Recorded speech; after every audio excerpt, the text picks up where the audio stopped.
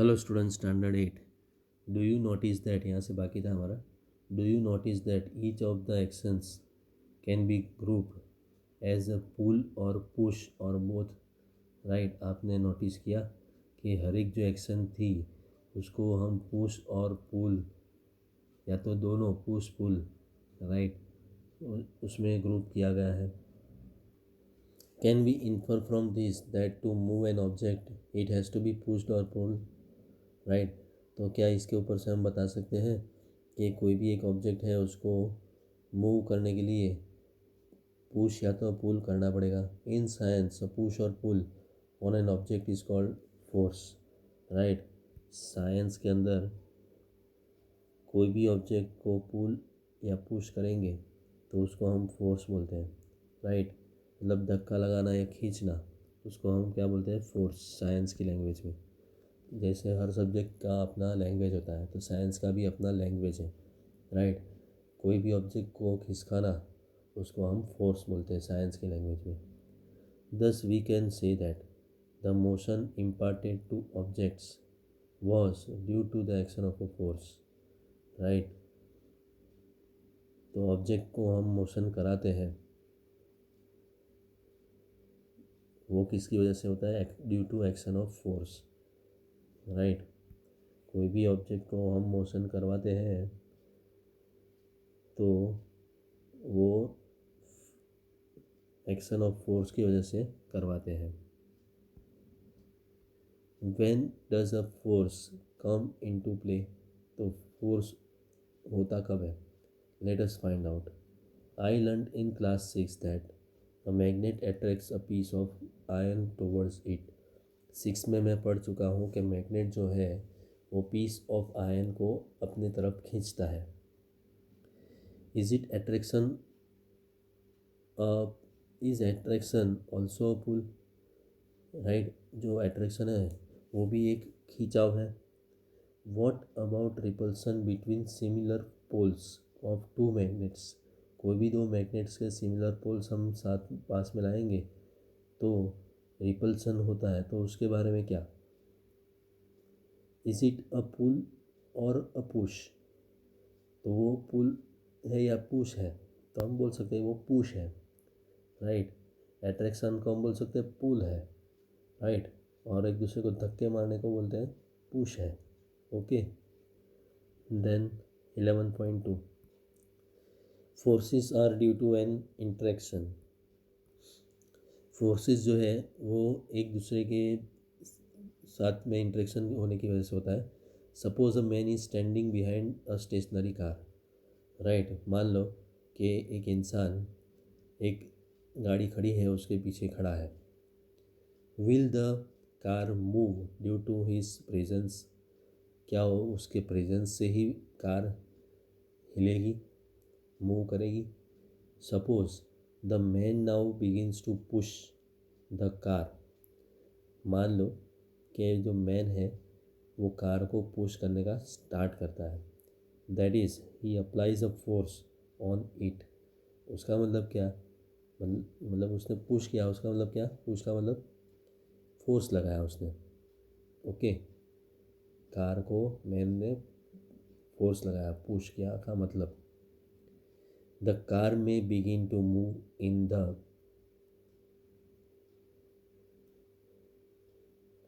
Direction of the applied force. Right, तो direction of force, car start कर सकती है मूव करने का in the direction of applied force, मतलब जिस डायरेक्शन में उसने धक्का लगाया, फोर्स लगाया, उस डायरेक्शन में कार मूव करना स्टार्ट कर सकती है। Not that the man has to push the car to make it move. Right, note करो कि जो इंसान है उसको कार को हिलाने के लिए पुश करना पड़ेगा, फोर्स अप्लाई करना पड़ेगा। A man standing behind stationary car, बराबर है, ये तस्वीर बताती है कि स्टेशनरी कार है, उसके पीछे ये इंसान खड़ा है। Who is pushing to whom, बराबर यहाँ पर ऐसा पूछा है कि कौन किसको धक्का मार रहा है। कौन फोर्स लगा रहा है एक दूसरे पर। Then figure shows 3 situations that may be familiar to you. तो 11.3 जो है उसमें 3 सिचुएशन बताई गई है जिससे आप फेमिलियर हो सकते हो। Can you decide who is pulling and who is pushing in this cases. तो ऐसे केस में आप बता सकते हैं कि कौन पुशिंग करता है और कौन पुलिंग करता है।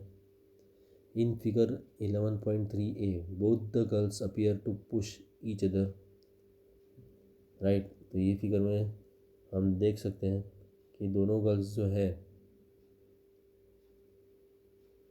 वो एक दूसरे को धक्के मार रही है। While the pair of girls,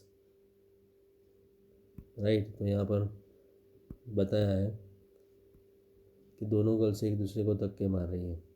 okay, यहाँ दोनों गर्ल्स एक दूसरे को धक्के मार रही है ऐसा दिख रहा है, लेकिन इसके अंदर they are trying to pull each other, right. जो फुंदेड़ी पड़ते हैं दूसरों, इसमें दोनों एक दूसरे को खींचने का प्रयत्न करती है, ट्राई करती है। Similarly the cow and the man appear to pull each other, right. तो ये फिगर में क्या दिखता है, cow and man both are appear to pull each other, मतलब दोनों एक दूसरे को खींच रहे हैं ऐसा लग रहा है। The girls in the 2 situations shown here are applying force on each other. दोनों सिचुएशन गर्ल्स की जो है उसके अंदर बताया गया है कि दोनों एक दूसरे के ऊपर फोर्स लगा रही है, राइट। एक में धक्का मार रही है, एक में एक दूसरे को खींच रही है। तो मतलब क्या, फोर्स तो लगाया। ओके, पुश या तो पुल, दोनों का मतलब क्या होता है, दोनों का मतलब force, right. Is it also true for the man and the cow. तो सेम चीज़ मैन और काउ के केस में भी है। ओके, दोनों एक दूसरे को पुल कर रहे हैं, मतलब फोर्स अप्लाई कर रहे हैं। From this examples we can infer that at least 2 objects must interact for a force to come into play, right. तो ये एग्जाम्पल से क्या पता चलता है कि कम से कम 2 ऑब्जेक्ट्स तो होने चाहिए, राइट। फोर्स लगाने के लिए कम से कम 2 ऑब्जेक्ट्स होने चाहिए, राइट। 2 ऑब्जेक्ट्स के बीच में कुछ लेन देन होनी चाहिए, पुश और पुल की। ओके, तो ही फोर्स हम लगा सकते हैं। दस N interaction of one object with another object results in a force between the 2 objects, right. मतलब कोई भी एक ऑब्जेक्ट का दूसरे ऑब्जेक्ट के साथ इंटरेक्शन होगा तो 2 ऑब्जेक्ट्स के बीच में फोर्स रिजल्ट हो सकता है, मतलब 2 ऑब्जेक्ट्स के बीच में फोर्स हो सकता है। 2 ऑब्जेक्ट के बीच में फोर्स अप्लाई कब होगा, जब दो ऑब्जेक्ट कम से कम एक दूसरे के बीच में इंटरेक्शन होंगे, राइट। दोनों के बीच में पुश या तो पुल का इंटरेक्शन होगा तभी फोर्स अप्लाई होगा, मतलब फोर्स अप्लाई होने के लिए 2 ऑब्जेक्ट्स होने चाहिए। देन 11.3 एक्सप्लोरिंग फोर्सेस, यहाँ से हम नेक्स्ट टाइम करेंगे।